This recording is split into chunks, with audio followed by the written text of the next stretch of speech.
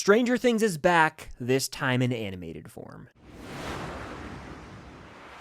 What's going on, guys? I'm Chris, and welcome back to another video. So today I am talking about Stranger Things Tales from 85. I've officially seen all 10 episodes. I was able to watch them early. So this is going to be my spoiler-free review of the entire first season. But before I dive into this and we head back into Hawkins, be sure to hit that like button. Comment down below your thoughts and how you're feeling about Stranger Things Tales from 85 Season 1. And of course, subscribe and hit that notification bell to help reach my goal of 200,000 subscribers here on the channel. It would mean quite a bit. But I got to give you some background. If you didn't know, Stranger Things is my favorite show of all time. But going into this, I didn't have sky-high expectations. I personally enjoyed the end of Stranger Things Season 5. I'm rewatching it right now on my Patreon with Stranger Things Rewind. And I'm sort of diving back into Season 5, uncovering some things that don't quite work for me as well on rewatch, but overall I'm kind of viewing it as like a therapy session for Stranger Things. All in all, it's my favorite show of all time, but anything in the world of Stranger Things for the rest of time I'm going to check out. I'm going to cover it here on the channel. And so I watched these 10 episodes. They're all around 28 minutes when the credits are rolling. Some of them more like 24 minutes when the credits are rolling. And there are some pros I'll talk about up front, but be warned, I'm not coming from a place of bias. As much as I adore Stranger Things, I'm going to be pretty honest. I have some issues, but I do think this show deserves some praise for elements that it gets right. Starting with some positives, I think it's really cool that, like, from the opening shot, it's established there's going to be a lot of references to the live action show. I mean, the opening shot of this show literally parallels the opening shot of Stranger Things Season 1, Episode 1, The Vanishing of Will Byers, in the way the camera pans down. Like, it's a very neat reference. There are tons of nods, Easter eggs, and references to the show that we all love. This ranges from McCorkle Farm to a lot of the Easter eggs in Season 2 to even the character dynamics. Like, there's a lot to love as a fan of Stranger Things. If you sort of cherry pick out little moments, like, yeah, that feels like Stranger Things. I like to see that again. This is a nice reminder of the past, for sure. Hell, even the intro itself, the title theme that plays, it's not the same as Stranger Things. It hits some of those similar notes, but it's like a variation of it. And it was a unique twist. I hope for like every spin-off we get, because I know they're doing live action ones, it'd be cool if like the intro theme is different, or just if it's live action, do the regular one. That's what Game of Thrones did, and no one complains, and I wouldn't complain because I think the Stranger Things theme is a banger. But with this allegedly taking place between Season 2 and 3, if you view it as canon, we'll talk about that in a second, it makes a lot of sense that there's a lot of references to Season 2, as that's the most recent season, right? Those are the most recent events that have occurred in this version of these characters' lives. And so there are Season 2 nods. If you're a fan of that season, I think it's I think it is the most underrated of the 5 seasons. You'll get a kick out of that for sure. When I think Stranger Things, there are some things that are undeniably staples. One of those, the needle drops, the soundtrack, and they don't miss here. You get needle drops from Black Sabbath to the Go-Go's to Billy Idol. The list goes on and on. They brought the heat with this soundtrack, and that's actually something that I found to be lacking throughout a lot of Season 5. It starts kind of front heavy, and then the finale stacked with big needle drops, but the meat of the season was really missing some of those nostalgic 80s needle drops, and Tales from 85 does not disappoint there. In the music department as well, with the synthy score, they brought it back. I was like, yeah, it's cool. Like, this feels Hawkins-esque early on in the season. I'm not mad about a synth score. There are a lot of familiar themes that are sort of reprised or reused throughout the season as well. If you're a fan of the music of Stranger Things, specifically the score by Kyle Dixon and Michael Stein, there are some music notes in there for hardcore fans you'll pick up on, definitely. And of course, this is a show featuring characters that we know and love from live action, so we get to see more of them here. In fact, there are certain relationships and character dynamics that really shine here. We get more of them. Notably Lumax, or Lucas and Max. We know their endgame now in Season 5. Hallelujah! They're the best ship in the show, arguably, and seeing them have that happy ending is so satisfying, but you also do get some sweet moments. One, for example, later in the season, they're on the water tower, and Max has lost one of her gloves. At this point, there's snow in Hawkins. You know there's a snowstorm coming. You've seen the trailer. And so Lucas puts Max's hand in his glove, so they're sharing a glove to stay warm. That's just a very delicate, sweet moment that perfectly embodies what their relationship is like in live action. Similarly, you get some more Maleven or Mike and Eleven moments here with them going to the Winterfest early on in the season. Mike just being so smitten for her, always trying to protect her and look out for her, but also trying to learn to like loosen the leash because he wants to have total control over her. That's stuff that bleeds into Season 3, obviously, but you get more Lumax, more Maleven, and you get glimpses of Elle and Hopper, one of my favorite duos in the entire show. There's not a lot of it here, forewarning, but it is nice to still see that duo. It doesn't obviously reach the heights of what we see in Season 2, but Eleven and Hopper, that father-daughter dynamic is just unmatched, and we get little sort of seeds of it here, if you will. And Tales from 85 does maintain some of the staples of Stranger Things, one being like the popcorn dialogue when characters are plotting, animation led by Dustin. Usually you get some of that early on in the season, and you also do get to see some 80s movie references. Of course, they're all over those 5 seasons of Stranger Things, and there's one moment in particular that references the movie Alien, which I know is a 70s movie, but still Alien had a big impact into the 80s. You got Aliens in 86, and so just to see Alien referenced, my heart was happy. And of course, this show is animated. The animation has its time to shine. It's not my favorite style for the entirety of the show, but there are glimpses, I think, of greatness with the animation where I'm like, that's a really neat sequence. That's a cool animated shot. Overall, it's not my favorite animation style I've seen for a TV show that's a spinoff, but it still gets the job done at times. And if I had to pick a favorite episode, I would say the 5th episode is my favorite. This is the episode where the party's together for almost the entirety of the episode. They're enacting a plan. It feels very season 2 early going episodes, and I was a fan of that. We also get Nancy in this. That's not even a spoiler. We knew she was going to be in this. She's in the trailer.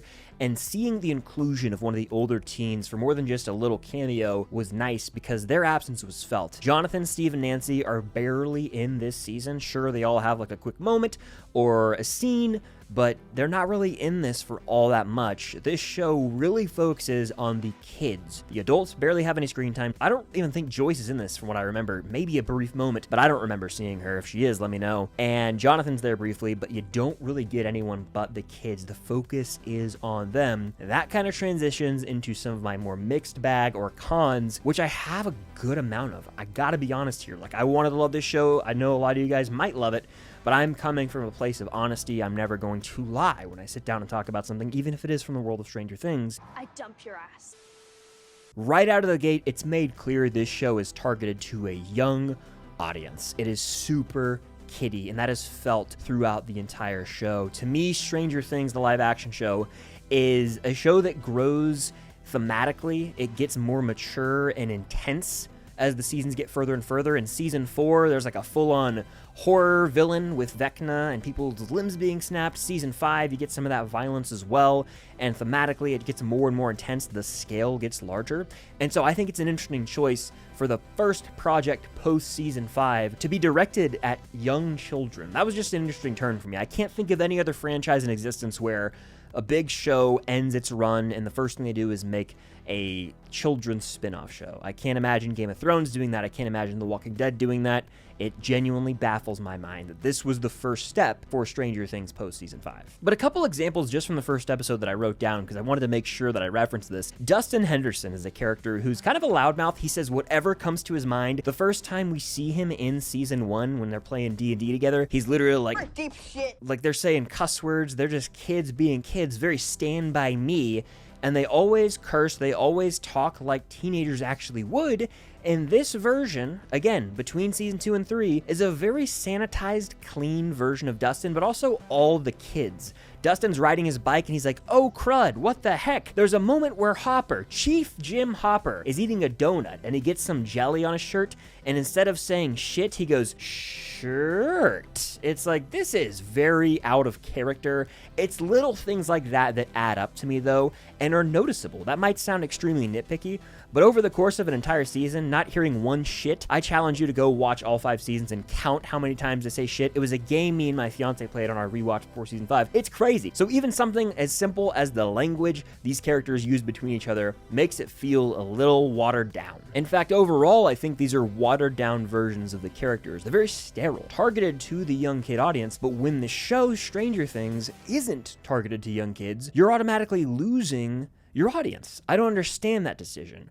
Everyone who watched Stranger Things, you want to watch future projects. Why are you changing your main target audience? It doesn't add up to me. I can't really wrap my head around it. It also doesn't help that the original cast didn't return, right? We knew that would never happen in animation. It's very rare for live action actors to do voice work for characters in spin-offs. It's very rare. So I knew that going in, but basically everyone's doing their best impression of the characters we know and love, so automatically that's going to set these characters back a notch and make them harder to connect to, because the whole time you're looking at animated characters that resemble who we know and love from Stranger Things, but they don't necessarily sound exactly like them, and so it kind of can feel like you're watching something that was meant for YouTube or an unofficial Stranger Things video. It doesn't feel authentic or real like Stranger Things. That's not on the voice actors. I think they bring it, and actually some of them match vocally to the characters. I think Lucas is a real standout to me in terms of voice acting to Caleb McLaughlin's voice. but it's just impossible to replicate or even come close to what these characters actually sound like or really embody them when you're just doing an impression. But we got to talk about the elephant in the room, Nikki Baxter. This is a new character who is not in any of the 5 seasons of Stranger Things. She's introduced early on here. She has a major role in Tales from 85. You could argue she's like the co-main character of this thing. And she was really focused on way too much, in my opinion. She took away screen time from a lot of our other characters. And if they're going to introduce a character like this, try and do something original with her. They end up just sort of retreading what Jonathan tells Will as she goes down the whole "it's cool to not be normal" route. We've already seen Jonathan give Will this advice multiple times at this point, and it's been a talking point in Stranger Things, especially with Jonathan and Will, for a while, so I don't know why another character is coming in and sort of reheating Jonathan Byers' leftovers. I was very confused by that decision. With her inclusion as well and sort of befriending the party early on, I was baffled and frustrated with decisions this show made, because they are so quick to include her and not just befriend her, tell her everything really early on. This isn't even that big of a spoiler. They fill her in on everything from the Upside Down, and 11 uses powers in front of her, and I'm like, whoa. In season 2 of this show, our characters are like horrified to speak out about what happened in Hawkins' lab or any of that stuff. Like when Lucas tells Max about everything, he locks down a room in Palace Arcade and is like horrified. He's like, I will have to kill you if this information gets out. And here they're just walking around the streets of Hawkins willy-nilly, yapping about all this thing, throwing around terms like the Mind Flayer, Demogorgon, the Upside Down. I'm like, what are we doing here? It just was really hard for me to process. I'm like, this is high security information. You're just yapping about it. So I felt like the party was just reckless here, and that's what I meant in my immediate reaction when I said out of character. Yeah, they nailed the mannerisms of these characters, but I can't believe that they would just include someone that fast in the party. It just really rocked me, especially when you sit back and go, have they ever mentioned Nikki Baxter in the show? Now, I'm aware Tales from 85 was conceived after the 5-season show, but if you're making a prequel, you have to abide by the rules and the timeline of the already established universe. You can't just throw it in there and be like, it's fine. You have to play by the rules, and this show doesn't often. Oftentimes with prequels, there's the inherent issue of lowered stakes because you know characters ultimately are going to make it out. You know their fates because of, the sequel, I guess, in this sense, or the main show. Everything in season 3, 4, and 5 is after Tales from 85. So any of the threats in the show really don't strike fear into me because I know everyone's going to make it out. No one's going to die. Obviously, barely anyone died in Stranger Things, which is fine. But in Tales from 85, to try and rely on the audience and be like, oh my gosh, are they going to make it out of this perilous situation? It just loses me fast. Very low stakes, and every single time a moment of peril rose, it got repetitive because you knew 11 was probably going to show up and save the day. And that's something we saw in seasons of Stranger Things, but at a certain point, it's just overplayed, guys. It's overplayed. You kind of know exactly what you're getting into, and it loses the effect and impact after you've seen it happen 5 times in a row. I'm also not a fan of the fake out wins that happen throughout this season where the character's like, well, we defeated the threat, we can go home now. Not so fast, my friend. Like, a lot of the plot beats just got really repetitive to me. Hell, even the way the season wrapped up almost felt like a ripoff of the end of season 2, and I was like, we've seen this before, haven't we? And of course, Tales from 85 is animated, and I feel like that restricts it because you watch it and you go, I can't fathom these characters doing this in live action, and that's a problem. If I'm watching something like Star Wars and Clone Wars, for the most part, I'm like, yeah, I could see Anakin and Obi-Wan doing that in a movie with Ewan McGregor and Hayden Christensen. I can't do that here. I can't see our characters getting into these shenanigans with these creatures in live action and it actually working or making sense. Will Byers is running around with a freaking mallet hammer. Dustin's shooting flames. It doesn't really add up. Whether this is intentional or not, who's to say, it felt cartoonish, and I mean that not in a good way. Like, these characters are walking around with homemade weapons, like homemade grenades, blasters. It's not something we see in Stranger Things. In the 5 live-action seasons of this show, our characters are always trying to outsmart Vecna, the Upside Down, the Mind Flayer. They're never really going to out-physical them. Like, the most we see them hands-on with weapons up until season 5, essentially, are shotguns with Nancy and then the fireworks at the Battle of Starcourt. So in a sense, the show kind of got ridiculous, especially as you get to the finale and you realize the scale the show's going for. It doesn't connect with the canon, and that's going to be something I address momentarily, and that's my biggest gripe with the show. But a lot of things just don't add up, guys. I don't even want to say how the creatures exist in this world. I want to save that element of surprise, but the way it all unfolds, I just sat there and went, this is not canon. 1000% objectively not canon. This did not happen between season 2 and 3. These characters did not experience this, because if they did, it would have certainly been mentioned. It's way too large in scale and has too much of an impact to have happened and not been mentioned. As I mentioned earlier, if you make a prequel, you have to abide by the rules and the timeline, And if this is canon, it certainly doesn't do that. So I can step back and say, hey, this isn't canon, that's fine. Then I have to assess it and say, what's the point then? If it's not really advancing the story or the overall world of Stranger Things, what is the point? Sure, I guess you could say you could view it as a fun little show based on Stranger Things, inspired by the characters in the world, but not actually canon to the universe. But that kind of just waters the whole experience down to me. I don't want Stranger Things to become that. I think Stranger Things is great. One of the all-time great shows of our generation.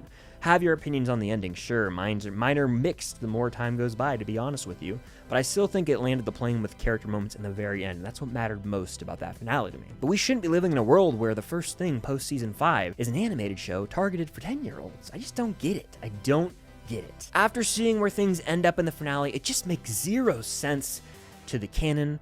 And it's on Netflix, so I don't know why they wouldn't try and at least fit it in to the timeline. It just jars me deeply. I don't understand the decision-making with this show. It just baffles me at the end of the day why they took Stranger Things in this direction. There's so many ridiculous things in the finale. It's unserious. I can't take it seriously. And I enjoy my fair share of animated things, but some properties are not meant to go down this path. So at the end of the day, there really are no real stakes or surprises, but if you are satisfied with just being back in the world of Hawkins and seeing characters or animated versions of the characters we know and love from live action, and you're satisfied by that, then more power to you. I'm sure there will be fans of the show. It didn't do it for me. I was bummed. I wanted to love this thing. There were elements that I can appreciate, but in the end, I'm sitting there scratching my head going, this is really what we're doing? Why? Why is this even a thing? I adore Stranger Things, and I just really hope Netflix doesn't go down a dark path with the franchise, because too many times we've seen franchises, movies, shows on top of the world, they end, and then Hollywood, Netflix, whatever streaming service, whatever studio steps in and milks it, and sort of takes away from it. You'll never lose what you had in the original. I look at the original trilogy of Star Wars, the Harry Potter movies, the original Lord of the Rings trilogy. You'll never lose that, but you can take away from the impact felt by the name. Star Wars used to mean something. It used to mean $1 billion. It used to mean cultural relevance. I don't want Stranger Things to be a thing where you go, hey, Stranger Things, and people are like, oh, which one? Which show are you talking about now? At least we have the original, right? I don't want us to go down that path, and I'm kind of alarmed we could be heading there. I'll keep my fingers crossed. Of course, I'm optimistic for whatever the live-action spin-offs are, but if this is the future of Stranger Things, something's got to change. But those are just my honest thoughts. As a diehard fan of Stranger Things, I had to come on here and tell you how I'm feeling, having seen the whole season. Do you love this show? Do you hate it? What are you thinking? How are you feeling? Are you mixed on this thing? Let me know in the comments down below. Hit that like button, subscribe to that notification bell, and be on the lookout for more videos coming very soon. But thank you guys, as always, for watching, and until next time, I'll see you on the other side of the Upside Down.